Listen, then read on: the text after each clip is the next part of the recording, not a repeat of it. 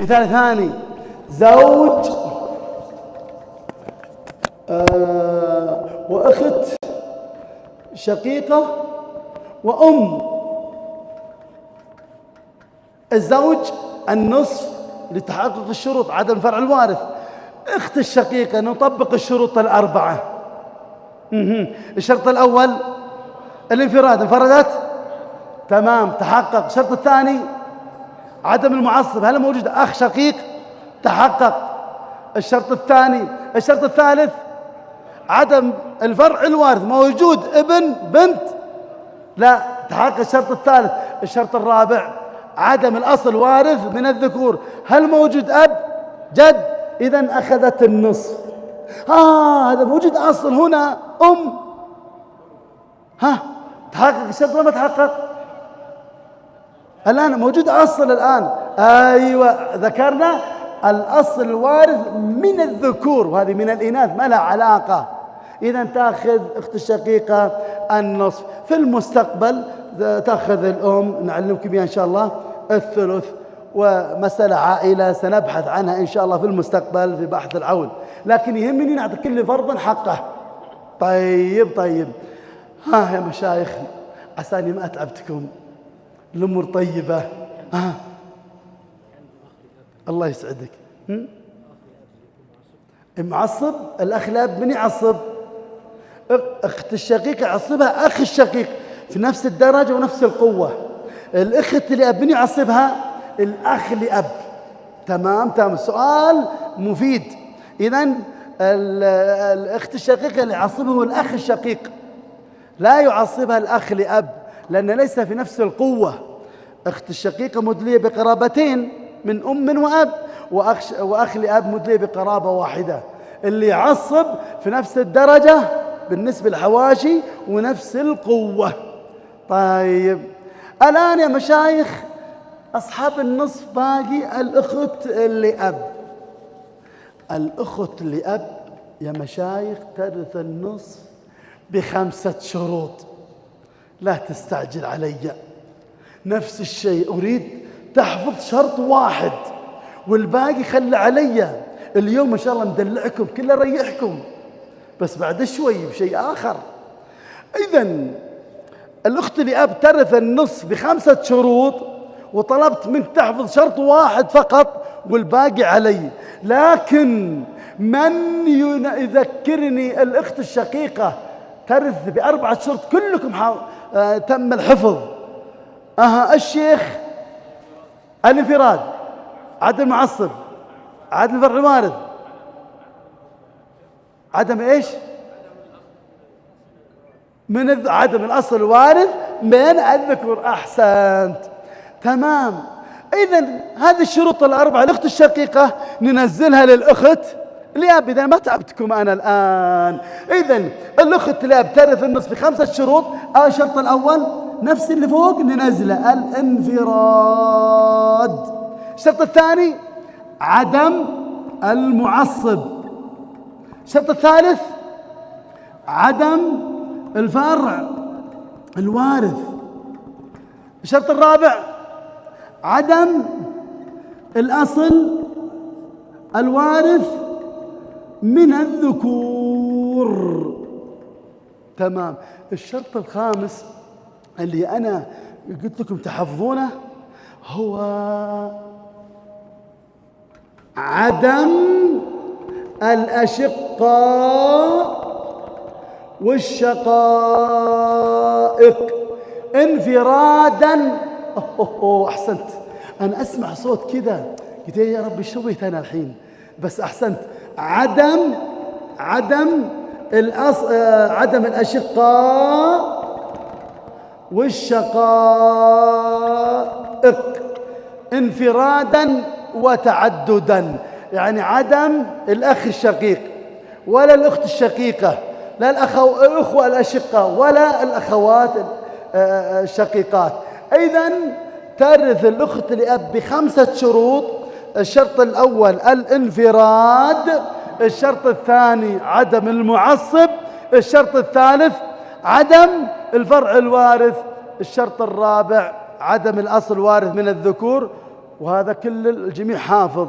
نضيف الخامس عدم الأشقاء والشقائق انفرادا أو تعددا. هنا لو جعلت الأخت الشقيقة يعني عفوا هذا المثال، لو قلت هنا مثلا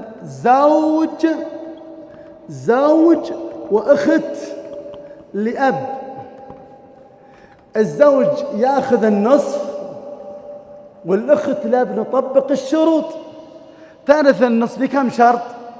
ب5 شروط. الانفراد، انفردت ولا ما انفردت؟ انفردت، تحقق الشرط الأول. الشرط الثاني عدم المعصب. المعصب إيش هو؟ الأخ لأب. الأخت لأب لا يعصبها الأخ الشقيق، ليس في نفس القوة، بل يحجبه حجب حرمان. اللي يعصبها نفس القوة الأخت لأب، أخوها الأخ لأب. طيب تحقق الشرط الثاني. الشرط الثالث عدم الفرع الوارث. هل موجود ابن بنت؟ لا، تحقق الشرط الثالث. الشرط الرابع عدم الأصل وارث من الذكور. هل موجود أب جد؟ لا، تحقق الشرط الرابع. عدم الأشقاء والشقاق. هل موجود أخ شقيق أخت شقيقة؟ لا، إذن أخذت النصف. يقولون الفرائض صعب، بالله عليكم وين الصعب؟ تجدون فيه صعوبة؟ من أسهل ما يمكن يا مشايخ. رتبت لك الأفكارك والشروط مرتبة غير مشوشة. بعض الكتب تجد غير مرتب فيشوش على طالب العلم في بداية الأمر. فجعلت لك من هنا الآن الزوج عدم الفرع الوارث، هذا لوحده. البنت الانفراد وعدم المعصب. البنت الابن ترث النصف ب3 شروط، ننزل شرطين ونضيف شرط ثالث، الانفراد وعدم المعصب عدم الفرع الوارث الأعلى منها.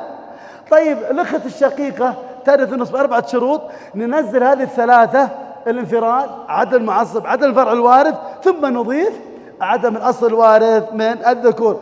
الأخت لأب ترث النصف ب5 شروط، ننزل شروط الأخت الشقيقة، الانفراد عدم المعصب عدم الفرع الوارث عدم الأصل الوارث من الذكور، ثم نضيف عدم الأشقاء والشقاق.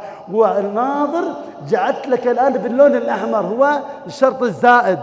الأخت الشقيقة صار عدم الفرع الوارث، حطيتها بالأزرق، هذا مو بزائد، خلاص تم الحفظ، بس زدت الرابع. فالأخت لأب هنا عدم الأصل الوارث من الذكور، حطيتها بالأزرق لأن هذا محفوظ، لكن تضيف الخامس اللي عليه بالأحمر. يا مشايخ في سؤال، في استفسار؟ تفضلوا. لابد نتقن، فاحفظ فكل حافظ إمامه. إذا ما حفظت الشروط تلتبس عليك الأمور وتروح فلوس المسلمين، فانتبه يا طالب العلم. ها شيخ وياك. نعم.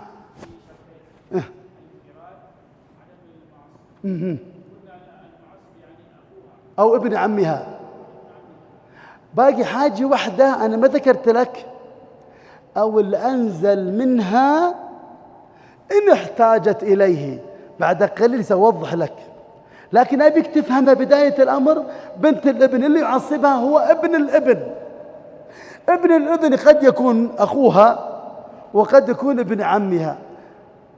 تريدون أوضح لكم؟ ما عندي إشكال في هذا الآن. أوضح لك كيف يكون ابن عمها. هي بنت الابن وهو ابن الابن، يكون أخوها. ليش قد يكون ابن عمها؟ أقول لك، أضرب لك مثال الآن في نفس الدرجة، لكن أحيانا لأنزل منها أيضا، خاصة في الفروع.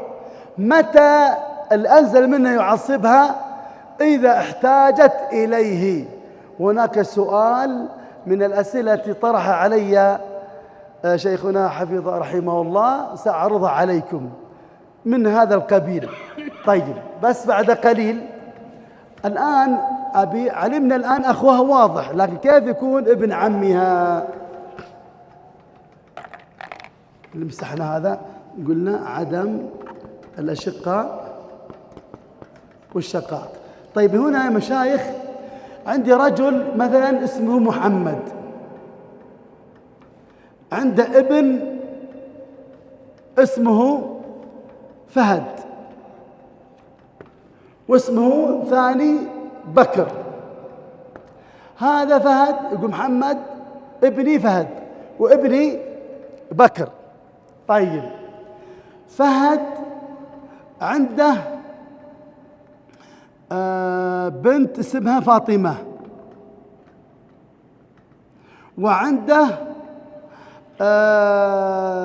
مثلا سالم، ابن سالم. ففاطمة بنت ابن لمحمد. واضح الآن؟ إذا مش واضح قولوا لي. إذن وهذا سالم ابن الابن هذا. سالم يعصب فاطمة لما يعصبها لأن أخوها، لأن أبوهم فهد. نجي الآن محمد عنده ابن، محمد عنده ابن هذا فهد، وعنده ابن هذا بكر. بكر عنده ابن راشد. ما شاء الله خوش اسم، ما تلاحظون؟ راشد له رنة كذا. ودي كان كلكم أسميكم راشد.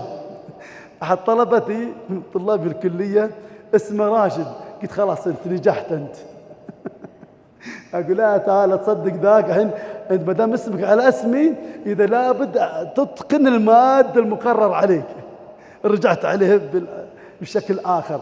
طيب هذا راشد ابن الابن، تمام؟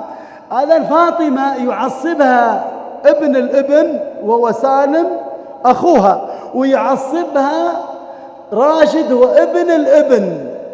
لكن هنا هذا ابن عمها فاطمة، أبوها فهد، وفهد أخوه بكر. فاطمة ماذا تقول لبكر؟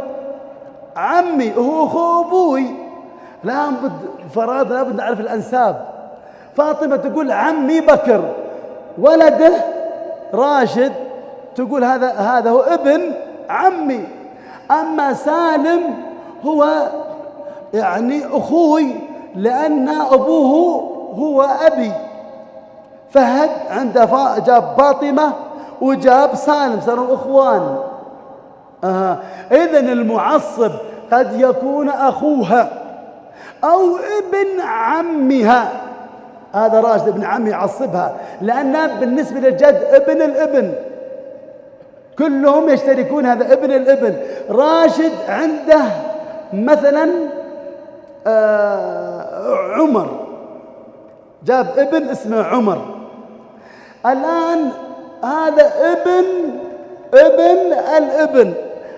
فاطمة يعصبها في نفس درجتها سالم وأخوها، أو ابن عمها وهو راشد، أو الأنزل منها، بس بشرط إذا احتاجت إليه. إذا لم تحتج له لا يعصبها. وسأذكر هذا كذا إن شاء الله. مثلا يلا يعني عندي الآن بنت وبنت ابن، لا أو نقول مثلا عندي الآن بنت ابن وابن ابن ابن. الآن هل بنت ابن تحتاج لأنزل منها؟ ما تحتاج، تأخذ النص من الميراث فما تحتاجه. لكن متى تحتاجه؟ إذا عندي مثلا 3 بنات وعندي بنت ابن وعندي ابن الابن، 3 بنات الثلثان. بنت الابن هنا سنشرحها بعد قليل تسقط، لكن الآن تحتاج اللي أنزل منه ولا ما تحتاج؟ تحتاج. فهي يعني الابن يعصب اللي أعلى منه، تأخذ معه الباقي، ويسمى هذا القريب المبارك. سنفصل فيها إن شاء الله في بعد المحاضرة الثانية. هي المحاضرة الثانية المهمة. كم باقي الآن؟ جاءت الساعة 5 الآن. أيوة ممتاز. باخذ منكم دقيقتين وترتاحون 13 دقيقة ونرجع إلى 6:00 ثم نتفرغ. احنا الآن كلنا في عبادة، كلنا في ذكر الله عز وجل، كلنا في طاعة الله. أسأل الله يكون ساعة لنا ساعة إجابة. فبعطيك فائدة قبل، ثم المحاضرة الثانية مهمة. ودك تشرب شاي وتريح أعصابك، وبإمكانك تأخذ الشاي وتجيبه معك هنا، ما عندي مانع، لكن أبيك تنتبه معي في الجلسة الثانية. لكن هنا فائدة، انتباه. ما تلاحظون يا مشايخ، البنت قال من الشروط عدم المعصب، بنت الابن من الشروط عدم المعصب، الأخت الشقيقة من الشروط عدم المعصب، ترث النصف بشرط عدم المعصب. الأخت لأب من الشروط عدم المعصب. شوف ناظر، عدم المعصب، عدم المعصب، عدم المعصب، عدم المعصب. السؤال إذا ناظر، إذا وجد المعصب، شوف مددت الباء لك الآن، إذا وجد المعصب ما مصير بنت البنت أو بنت الابن أو أخت الشقيقة أو الأخت الأب؟ تاخذ وياه الباقي حرف الباء، تذكرها، تاخذ وياه الباقي للذكر مثل حظ الأنثيين.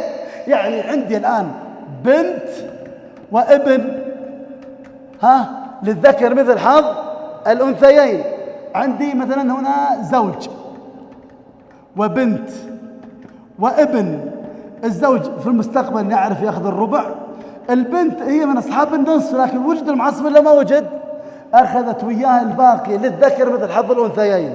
كذلك الزوج وبنت الابن وابن الابن، الزوج الربع، بنت الابن هي من أصحاب النصف، لكن وجد المعصب. إذا وجد المعصب أخذت وياه الباقي للذكر مثل حظ الأنثيين. كذلك الأخت الشقيقة والأخت لأب، مثلا زوج عفوا معلش، زوج وأخت شقيقة وأخ شقيق، الزوج يأخذ النصف، أخت الشقيقة وجد المعصب أخذت ويا الباقي للذكر مثل حظ الأنثيين. كذلك زوج وأخت لأب وأخ لأب، الزوج النصف، أخت لأب وجد المعصب، الأخ لأب أخذت وياه الباقي للذكر مثل حظ الأنثيين. إذن هذا فائدة استطراد، إذا وجد المعصب أخذت وياه الباقي. إذن البنت مرة تأخذ النصف ومرة تأخذ إيش؟ الباقي. متى تأخذ الباقي؟ إذا وجد المعصب.